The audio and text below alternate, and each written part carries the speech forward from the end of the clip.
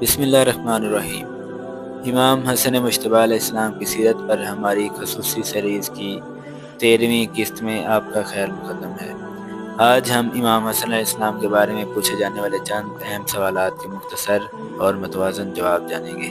سوال نمبر 1، امام حسن علیہ السلام کی ولادت کب ہوئی؟ مشہور روایت کے مطابق 15 رمضان 3 ہجری مدینہ منورہ میں ہوئی۔ سوال نمبر 2، آپ کے والدین کون تھے؟ جواب، حضرت علی علیہ السلام اور حضرت فاطمہ الزہرا سلام اللہ علیہا۔ سوال نمبر 3، رسول اللہ سے آپ کا کیا رشتہ تھا؟ جواب، آپ رسول اللہ کے نواسے تھے۔ سوال نمبر 4، امام حسن علیہ السلام کو کریم اہل بیت کیوں کہا جاتا ہے؟ جواب، آپ کی بے مثال سخاوت اور خدمت خلق کی وجہ سے۔ سوال نمبر 5، امام حسن علیہ السلام نے صلح کیوں کی؟ جواب، مختلف تاریخی مآخذ کے مطابق اس وقت کے سیاسی اور عسکری حالات میں مسلمانوں کے جان و مال کے تحفظ اور امت کے مفاد کو پیش نظر رکھتے ہوئے۔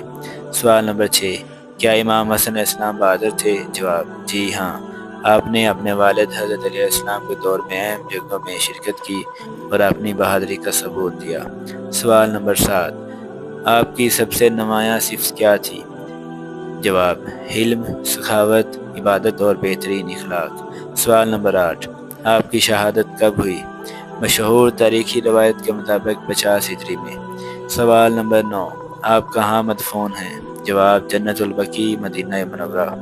سوال نمبر 10، آج ہمیں امام حسن علیہ السلام کی زندگی سے کیا سبق ملتا ہے؟ جواب، صبر، حکمت، اخلاق، اتحاد، خدمت خلق اور اللہ پر کامل بھروسہ۔ ناظرین، امام حسن مجتبیٰ علیہ السلام کی پوری زندگی انسانیت کے لیے ایک روشن چراغ ہے۔ اگلی اور آخری قسط میں ہم امام حسن مجتبیٰ علیہ السلام کی پوری سیرت کا جامع خلاصہ اور آج کے دور کے لیے ان کا پیغام بیان کریں گے۔